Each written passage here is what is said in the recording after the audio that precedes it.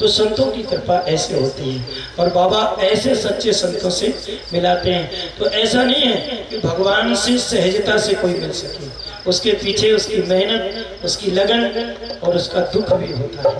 तो आज ये जो आपको मैं बाबा रामदेव जी की कथा सुना रहा हूँ, इसके पीछे भी मेरा जो थोड़ा परिश्रम रहा और बापू जी तक पहुँचने का जो मेरा संघर्ष रहा, वो मुझे लगा कि आज उचित समय है और बापू जी के सामने मुझे इस बात को बताना चाहिए, है ना, ताकि आपको भी इससे शिक्षा मिले कि घबराना नहीं चाहिए, भगवान सुनता है, बस भक्ति में लगे रहो।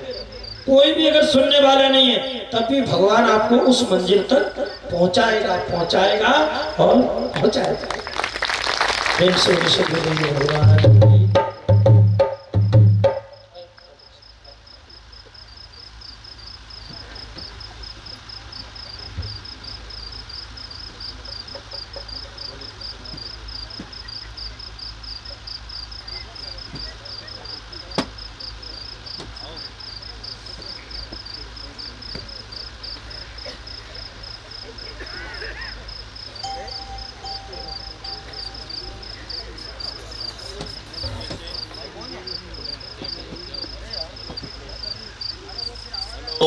हेलो, इको कम रखो ताकि स्पष्ट जो शब्द हैं बोलते हैं वो सुनाई दे।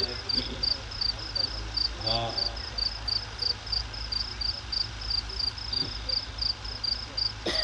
दो मिनट आप खड़े रहिए।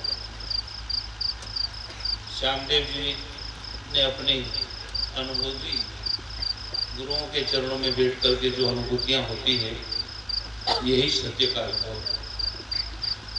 आज उन्होंने अपने अनुभव में जो बताया उसके पीछे कारण मैं नहीं,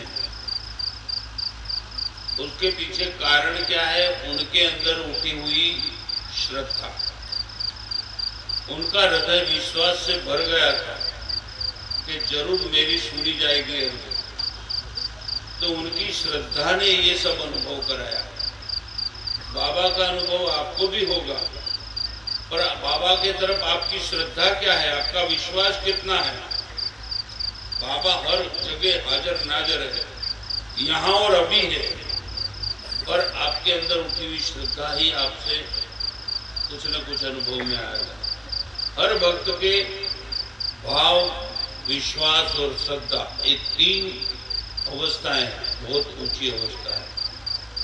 तो जो भी होता है, तो मैं आज श्यामलाल जी को पूछूंगा कि आपने गुरु मंत्र किससे सुना, आपके परम पूज्य गुरुदेव को, उनका मेरा नमन है।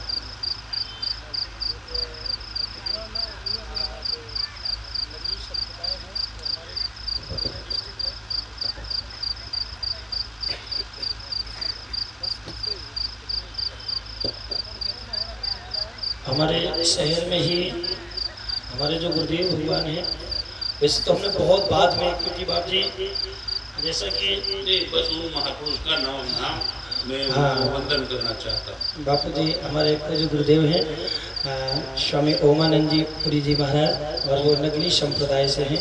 इस संप्रदाय नगली संप्रदाय के है, नगली दिगंबर नहीं, दिगंबर नहीं है, और वो पुरी लिखते हैं, और मैंने तो विशेष से नहीं पूछा। गोस्वामी है? हाँ, अच्छा, तो पुरी हाँ, हमारे यहाँ बीच पंथी कहते हैं उसको। हाँ, नहीं, उनकी वेशभूषा तो ये जो भगवा है ना, यही धारण करते हैं। और मुझे उनसे कोई मतलब नहीं। मेरा कहने का तात्पर्य सदगुरुओं के, एक तो तपस्वी त्यागी भी गुरु होते हैं, ग्रस्त भी गुरु होते हैं, और एक सन्यासी भी गुरु होते हैं।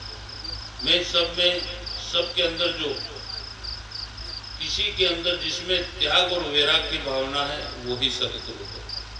चाहे ग्रस्त हो चाहे सन्यासी हो, उसकी वर्ती कैसी है, सत्य की तरफ नजर है, उसकी वाणी कैसी है, उसका जीवन शैली कैसी है, जो परमात्मा के अनुकूल जीता है वही भगवान का है। किस संप्रदाय का है, क्या भगवान इष्ट है, मुझे कोई लेना देना नहीं, पर उनकी जीवन शैली परमात्मा के अनुकूल है या प्रतिकूल, ये पहले सबसे बात है। और ऐसा नहीं जैसे आप आते हो न, जैसे अभी मैं गए साल मिश्रोली गांव है भवानी मंडी के पास राजस्थान, वहाँ का एक राम नारायण करके एक अपना शिष्य बना है, जो गए साल नवरात्रि में बिलजर आए थे यहाँ रामनवमी के दिन, और वो उपदेश लेके गए, वो कथा करते थे। और एक साल में उन्होंने 26 लाख रुपए में जमीन रख ली, जिसकी 50 लाख कीमत थी। और नदी जो 12 मास 40 फीट ऊंडी नदी भरी पड़ी रहती है, बांध बंधा हुआ, उसके किनारे, पुल के किनारे इतनी सुंदर जगह, बसंत पंचमी का कार्यक्रम रखा। उन्होंने शनिदेव मंदिर वहाँ बनाया और भोलेनाथ की मूर्ति स्थापना की, शनिश्चर भगवान का शनिदेव की मूर्ति स्थापना की, और वो भी कथाई करते हैं। पर सत्यमित्रानंद जी महाराज के पास में रह चुके, दूसरे अवधेशानंद जी के पास में, दूसरे कई संतों के, उन्होंने कहा कि भाई तेरा गुरु मिलेगा पर बाद में मिलेगा। तो वो आके अभी 2 सालों पूर्व आकर के वो उपदेश ले गए, और वहाँ एक स्थान भी बन गया। हम लोग यहाँ से 62 आदमी गए थे, 3-4 गाड़ियाँ लेके गए थे, और बहुत भव्य कार्यक्रम हुआ था वहाँ। तो मेरे कहने का मतलब ये नहीं है आपके सदगुरुदेव के, क्योंकि गुरुओं की कृपा के बिना जब तक भगवान रामदेव जी महाराज बालीनाथ बापू ने મળ્યા नहीं, बालीनाथ बापू ना आशीर्वाद लीधा नहीं, ત્યાં સુધી ભેરવો મરે नहीं। भगवान सदगुरु के आशीर्वाद प्राप्त करने के बाद में भगवान रामदेव जी महाराज ने क्या किया, ये तो मेरे गुरुदेव की शक्ति से भेरवा मारा, मैंने भेरो नहीं मारा।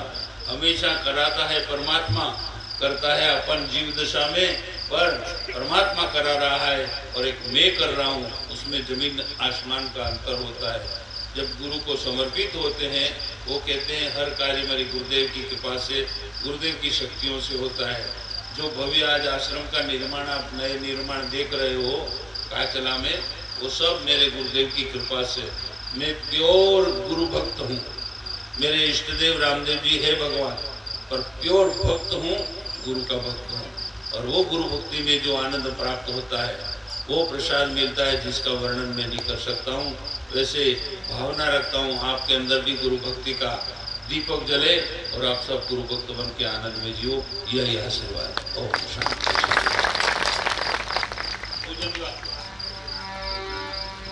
पूजन का